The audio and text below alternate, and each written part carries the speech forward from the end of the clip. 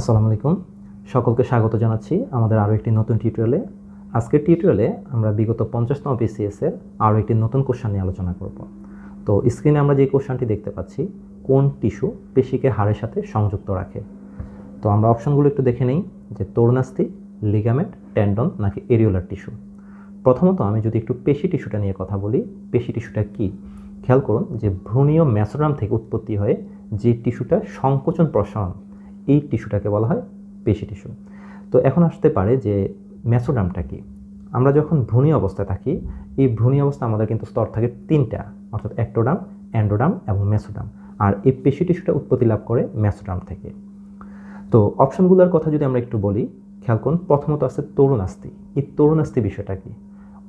অস্থি মানে হচ্ছে হাড়, অর্থাৎ অস্থির তুলনা অপেক্ষাকৃত যেটা নরম এবং স্থিতিস্থাপক, এটাকে বলা হয় তরুণাস্থি। এখন আমরা যদি কানের অস্থির কথাটা বলি, দেখুন কানের অস্থিটা নরম। আর স্থিতিস্থাপক বিষয়টা কি? স্থিতিস্থাপক হচ্ছে আপনি কানের অস্থিকে একটু চাপ প্রয়োগ করুন, বাঁকা হবে, আবার ছেড়ে দেন, আগের অবস্থানে চলে যাবে। এই অবস্থাটাকে বলা হয় স্থিতিস্থাপক ধর্ম। আপনার নাকের অস্থির কথা বলুন, এটা একটা তরুণাস্থি। তাহলে অস্থির তুলনায় যেটা নরম এবং স্থিতিস্থাপক সেটাকে বলা হয় তরুণাস্থি। তাহলে এটা কিন্তু যে পেশিকে হাড়ের সাথে সংযুক্ত রাখছে না। এরপরে যদি আমি টেন্ডন এবং লিগামেন্ট নিয়ে কথা বলি, খেয়াল করুন লিগামেন্ট এবং টেন্ডনটা কি। এই যে টেন্ডন, যে মাংসপেশি বা মাসেল, এর প্রান্তভাগ রজ্জুর মতো শক্ত হয়, রজ্জু মানে দড়ির মতো শক্ত হয়ে অস্থির সাথে যেটা সংযুক্ত রাখে সেটাকে বলা হয় টেন্ডন। এখন খেয়াল করুন, আমরা খুব সহজে যদি এটাকে একটু মাথায় রাখতে চাই, একটা ছোট ট্রিক্স ইউজ করতে পারি, যে ট্রিক্সটা আমি নিজে ইউজ করি। তো আপনারা চাইলে এটাকে একটু ইউজ করতে পারেন।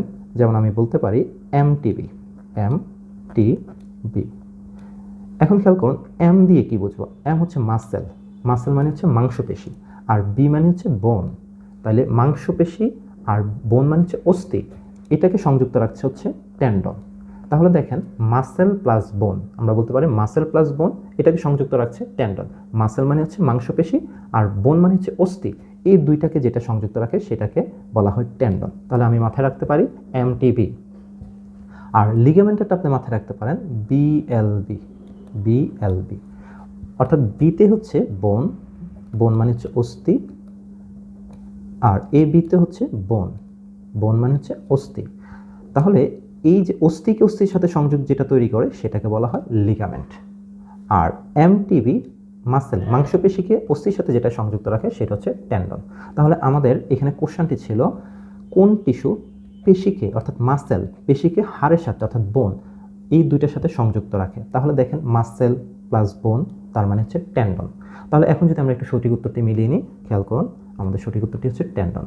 তাহলে আমরা খুব সহজে কিন্তু এটার উত্তরটা জেনে নিতে পারলাম যে এমটিবি এবং বিএলবি। তো আশা করি আপনারা এই প্রশ্নটি যথাযথ ব্যাখ্যাটি পেয়েছেন। দেখা হবে নতুন আরেকটি ভিডিওতে।